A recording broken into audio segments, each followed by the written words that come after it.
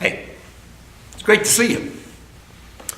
I want to talk to you about this week's biblical story. It's a story that comes out of Mark's gospel. In fact, it follows verse to verse last week's story where Jesus was in a synagogue in Capernaum. And so we're still in Capernaum. In fact, the story is as soon as Jesus leaves the synagogue last week, this event happens. And it takes place, the opening scene takes place in Peter's mother-in-law's house. Okay, so Peter's mother-in-law's, his wife's mother, she is sick.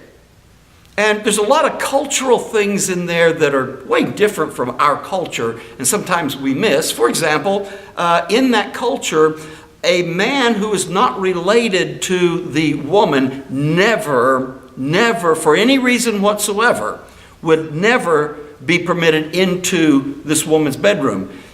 In a case like Jesus healing her, they would have carried her out. Now, if you've followed through the gospel stories at all, I think by now you will remember or recall that Jesus doesn't really care about their rules. And Jesus goes back into the bedroom with Peter and the others, and he heals her.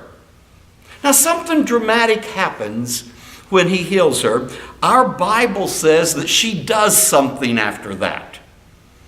And because of the word that's used and the way our culture interprets that word, we get that all wrong. We're going to talk about that. But then after that event, the bigger story that is in this story that we're looking at is that the people, realizing Jesus' healing abilities and that he's there, Mark tells us that all of the people who are sick come, and all of the people who are demon-possessed come, and then it tells us Jesus healed some of them. Wait, what? Some of them Jesus doesn't heal. Why? And then the closing scene has Jesus in the middle of the night, and Mark makes it clear it was very dark. And when Mark uses these descriptive adjectives, he does it on purpose every time. It is significant. It wasn't just dark, it was very dark. It was the darkest moment of the night. Jesus goes out and prays. Now, we're not told what he prays, but he comes out of that prayer with a new strategy, because the disciples find him and say, Jesus, all of these people that weren't healed, they're here looking for you. And Jesus said, come on, let's go to the next town.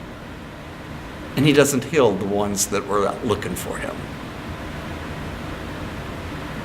There's a great story here, and it's very relevant for the church today. You know, every local congregation has spiritual gifts. They're gifted by God to carry out the mission and the vision that God wants that local congregation to carry out, including us. We're going to look at that kind of a mission strategy for serving God as a local community this Sunday. We're going to have two exciting services. Video clips in the modern worship are going to have some music, and one's a real good movie clip, and I'm not going to spoil it for you and tell you any of that. The congregational singing, we've got two great hymns picked out, and of course the choir is going to be singing. It's just going to be a great day. Can't wait to share all of that with you. We'll see you Sunday.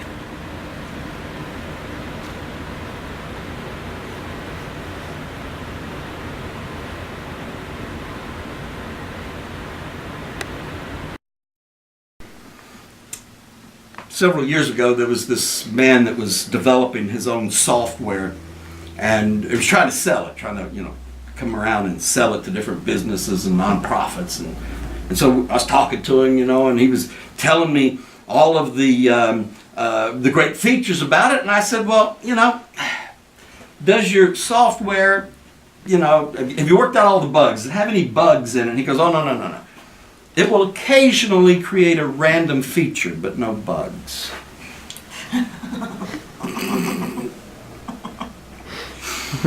Anybody that's worked on a computer for more than a year? Yeah, okay, we'll see you Sunday. Random features.